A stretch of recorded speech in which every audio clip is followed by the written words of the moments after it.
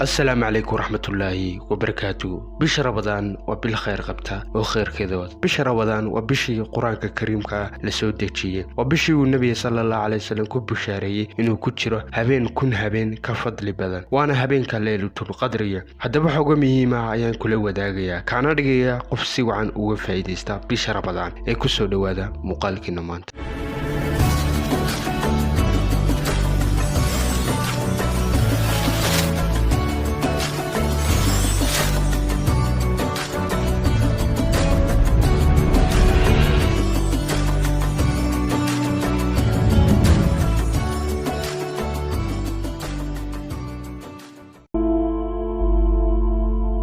ilaahay bishan khayrkiyo wanaaga wadata ee Ramadaan waxa uu ka dhigay in ay u noqoto qofka muslimka ah bisha tababarka si uu qofka muslimka ah u noqdo mid ka fiican sidii uu ahaa Ramadaan ka hor haddii aanay tani rumoobin qofka muslimka ah Ramadaantu marka ay dhamaad aanu ka fiicnaan sidiisii hore waxa run ah in aanu qofkaas xaqiijin oo aanu gaadhin xikmadii Ramadaanta loo jeeday ilaa xikmad baa loo jeeday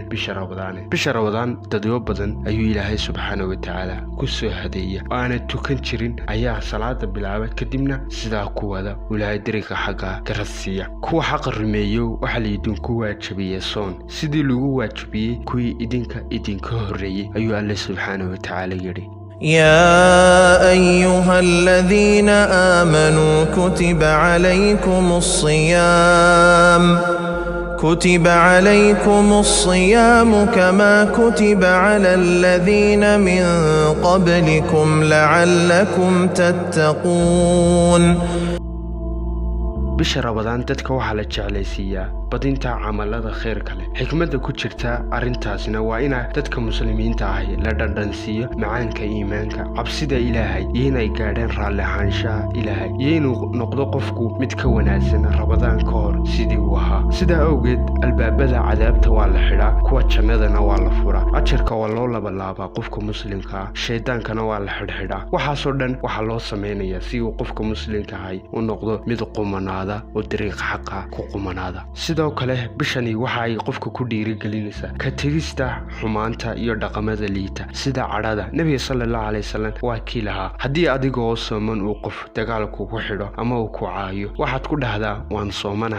soomanahay ku dheh qofka cadhooda waqtiga Ramadaanta ee waliba ka cadhooda waxyaabaha Ilaahay uu ka cadhooda waxaan ahayn sida waxyaabaha bila macno ah ee aan muhiimka ahayn waxa uu lumiye waxyaabo badan oo ay ka mid yihiin tamarta jirkiisa oo yaraata qofku markuu qayliyo oo cadhoodo tamarta jirkiisa yaraanaysa iyo ajirkiisa oo yaraada oo markaad caytantid ajar badan baad ka lumaya oo aad dayacaysa marka waa muhiim inaad ka fogaatid meelaha isku yimaadaan dadka aan soomanayn dhalinyarada aan soomin ee dadka ka xanaajiya ee shaydaanka yaryar uu wato ila shaydaanka waaweyn baa la xidhaay shaydaanka yaryar dhalinyarada uu wato iskaga fogow hadda laakiin dhalinyarada iskaga fogaan weysida dhex gashidee wad la caytamaysaa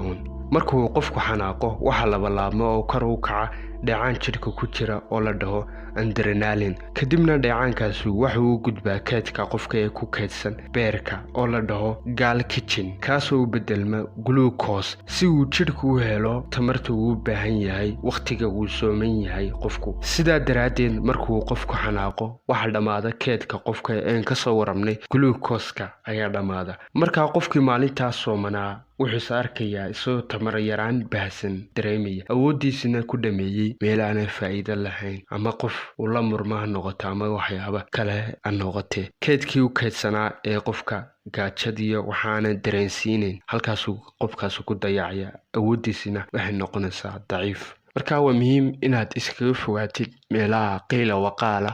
ila murana kula murmay ee ka jirto ee waliba laga caytamayo sidoo kale waxa iskaga fogaataa waxyaabaha ajarka ay nusqaaminaya ajarka ay yareynaya sida laandhu inaad ciyaartid laandhu waa la xareentimeeyay iyo wixii la midka ah sidoo kale intaad bisha Ramadaan ku guda jirtid waxa kale oo muhiim ah inaad iskaga fogaatid channelada YouTube ee faraha badan leh imika qof walba YouTube buu furtay YouTube-kii dadyo badan baa ku soo biira Soomaaliyeed laakiin dadkaasi ma wadaan waxyaabo dhalinyarada anfacay waxay wadaan reaction baan ka bixinanaa wax challenge bay wadaan ana qofka u fiicneen ida qoslaan kula qosle hiblaa baraanki ku sameeyay waxa iskaga fogow intaad bisha Ramadaan aad ku guda jirtid ugu dambeyntii muuqaalka sidoo kale waxaan ku leeyahay jadwal sameyso aad waqtiyada koobane bisha Ramadaan aad kaga faa'iideysanaysid jadwalkaas oo ah waqti quraanka kariimka aad akhridid waqtiga salaadaha jamaca ku ilaalisid waqtiga salaadaha sunnaha aad badisid sida taraawiixda diintaada aad baratid ilaan qofka dhalinyarada ah mar walba chance buu haya waliba aad buu haya chance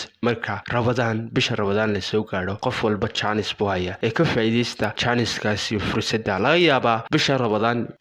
Ramadaanteeda dambe inaadan chance u yeelan aadan gaarinba waxaa jira dadyo badan oo